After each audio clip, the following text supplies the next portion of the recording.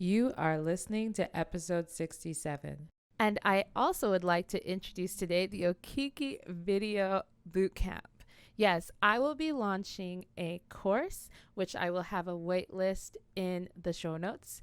And I will be launching some group coaching as well. I know there has been a lot of requests lately of people wanting to learn how can they create content for their own brands. And so I'm looking forward to bringing you along on the journey with that. If that's something that you've wanted to gain skills and techniques on, this will be for you. You'll learn systems on how to create content effectively and efficiently and have more time for yourself in the process while reaching your clients. Again, you can find the information for the Okiki Video Bootcamp in the show notes below. That's right. I said it. I am anti-New Year's resolution. And on today's episode, we're going to talk about why systems are better than goals and why New Year's resolutions just really don't work. Welcome to the Okiki podcast. My name is Fiyin Obayan. For those of you who are new, be sure to subscribe if you're on YouTube and follow me on Spotify and Apple Podcasts.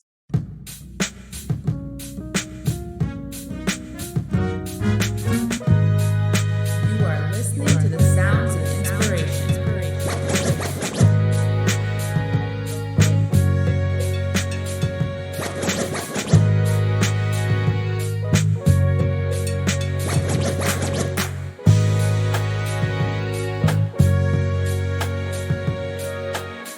Welcome to the Okiki podcast, where we make inspirational people known. Brought to you by your host, Fiyin Obayan. You are listening to the sounds of inspiration.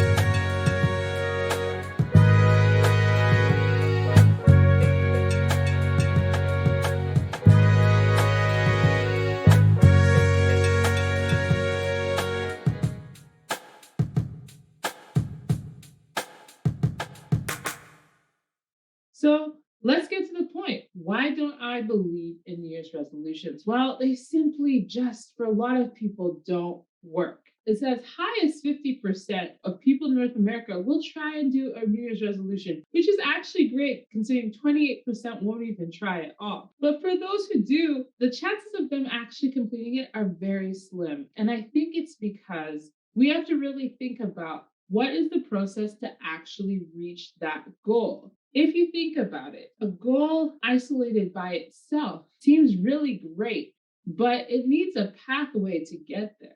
And so, of course, I'm sure for those of you listening to podcasts today, you've heard of things like SMART goals, right? And SMART goals are really the start of that process. And I believe systems even get more granular into what that process really means. So why are systems better than goals?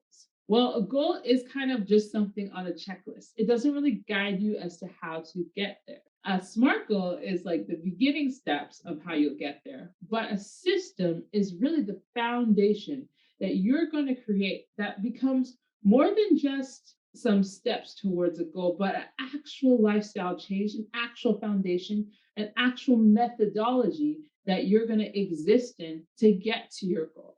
Let me give you an example. So when I started this podcast a couple of years ago, I did everything by myself. It was fun for me because it came out of a passion. It was a hobby. And I had fun learning about how to, use the podcast system and upload my episodes and design the different infographics and edit the episodes and create the intro. All of that gave me so much life. But of course, as I grew and as my business grew, I just didn't have time to manage that anymore. So what did I do? I had to bring on help. But how do you explain to someone who isn't in your brain what your process is? And that is where systems come in.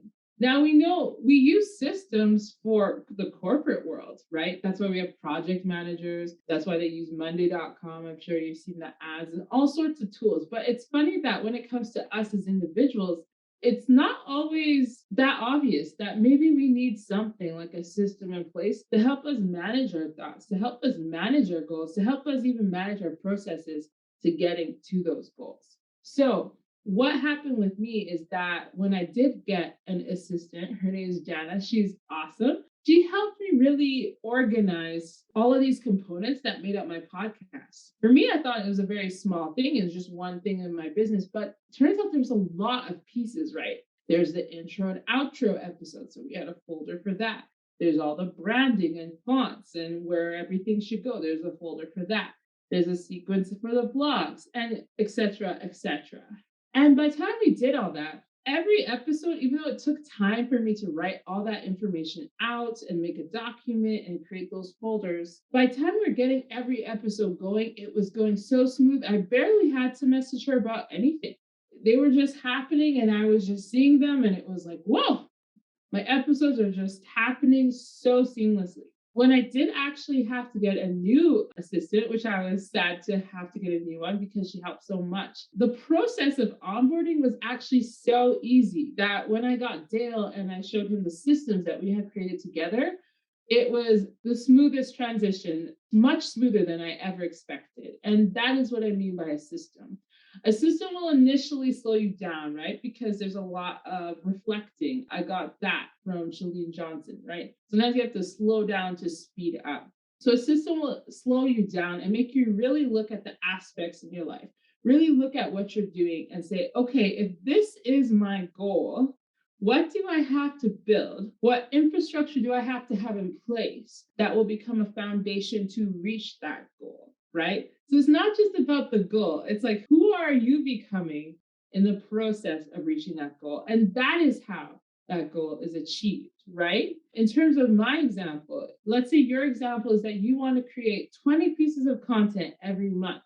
Well, if you just write that down on a board, that's going to be like a challenge that you have to face. And then every month that you don't hit it, you're going to feel like, oh, I'm a failure. I didn't get those 20 pieces of content like I said I would. Maybe I should give up on the whole thing altogether. No, that's not the case at all. But if you have a system, you're going to say, okay, I need to make 20 pieces of content. So what tools do I need to make that possible? Okay, maybe I need to start slow. I'll start with 3 pieces of content a week. Then when that feels comfortable, I'll go up to 5, right? Just to get towards your goals. Because the reality is you're creating a system, you're creating a foundation. How can I do that efficiently?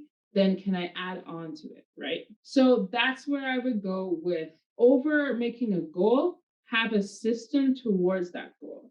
So the goal is still there. It's still at the back of your mind, but really focus on the system, because the reality is if you're doing that process over and over and over again, consistently, showing up consistently, doing the work consistently, you will reach that goal. It's inevitable. Another reason why I like systems is it also changes the focus. So a lot of times when people make goals, you have to really think about why you're making those goals. Often we make goals based on what we see other people doing, right? Maybe we're comparing on social media. Maybe we want a lifestyle that seems so far away and we want to achieve that. We want that for ourselves. And so I think that sometimes when we're goal setting, we are actually setting ourselves up for failure if that's the way we're approaching it. But the things with systems is it's a discipline, it's internal, it's reflective, and eventually you're just comparing yourself with yourself, which is actually a healthy thing to do. Now, I'm not saying that you shouldn't be around people who inspire you or are ahead of you. In fact, that's definitely recommended. I know for me personally, and shameless plug on the community that I am part of, the Well in Saskatoon, they're a community of entrepreneur women. And honestly, I'm very self-motivated. So I was feeling like I was doing fine, just getting my business going along in that way. But by joining some of these communities and just hearing them talk about, their processes during the day, their struggles during the day, different things like that, and just seeing that, okay, we're very similar. We're going through very similar things. That automatically inspired me and helped me either make different decisions or more critical decisions or more wise decisions in my business just by being around them. This was not a formal coaching situation. This is just me being around these people. So definitely there's value in being people that are ahead of you. But where it can get toxic is when the comparison becomes, oh, well, so-and-so's here and I'm here, so I'm terrible. Why do I even bother? Right. And whereas like that so and so could be 10 years ahead of you, and it's just not fair to yourself, and it's not honest, it's not true, and you haven't seen where they started. So in a system, you're really focusing on what can I do in my lifestyle today to set up for the goals I have. And then you can compare yourself to yourself. And I think instead of like having that goal be like, oh, I'm just hitting that goal and that's it. No, make it a lifestyle. Think of lifestyle and continuous learning, because then as you're going through each year of your life, you can reflect. This is something I personally like to do. I actually don't do it in the New Year's. I do it each time I have my birthday, which is at the end of the month of January. So I kind of get two times to really think about it. But one of the things I like to do is add up my years of life and have like that number of things I'm grateful for that happened through that year. And it's always a challenge to me. I'm not always sure, will I complete it? But then by the time I get through the list and I'm going up on the numbers, I'm like, I'm almost overdoing the list because there is so much to think about. And you can actually start to see, oh, this is where I grew this year. This is where this is, new friends or new streams of income or new growth personally. And that's super important too. So I think the problem with goals and just goals and resolutions on its own is I feel like it emphasizes the lack, what you don't have enough of, what you aren't doing enough of, when the reality is it's a mix of both. It's a balance, right? You are trying to grow and you have grown. And how do you celebrate that? How do you reflect that? And how do you honestly reflect that with yourself psychologically? Because I mean, if you're never winning anything ever, it's discouraging altogether. And it's also not accurate or true. Chances are, if you look at where you were last year compared to this year, you have grown. Chances are, if you have been working on anything at all, whether it's business, whether it's personal life, whether it's friends, whether it's your mental health, and you've been putting in the work, you are further along than you were before. So, really looking at lifestyle change, continuous learning, and reflection is really important. And then always looking forward. Like I said, it's a lifestyle change. So, if you don't hit everything this year, guess what? Your plan is to keep going until you can, right?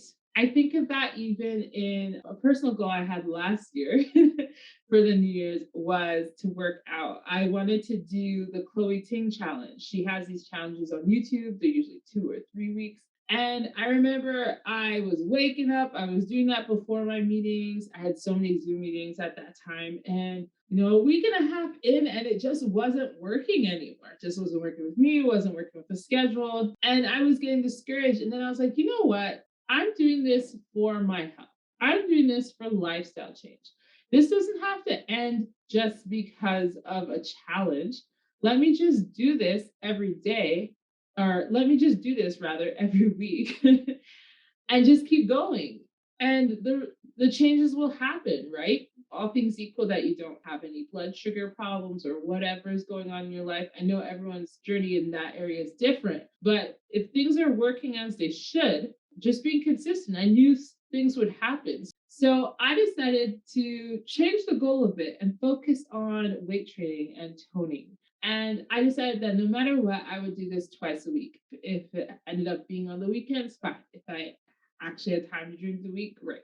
But just do that consistently. And so that started from around March last year. And by the time I hit the fall this year, I noticed my body had changed. It had changed inevitably because it's just consistency, right? But I wasn't thinking about it. I wasn't making a big deal about some sort of goal or me finishing some sort of challenge or how do I look or weighing myself. I didn't get into any of that. I was just like, hey, I'm doing this for my health, literally for health reasons. And I am just going to focus on that. So that's why just make it a part of your lifestyle, make it a part of your change. And just to recap on what we talked about today, I believe that systems are better than goals because systems are the foundation and the infrastructure towards those goals. You will not achieve a goal well unless you create the foundation in your life that facilitates that movement.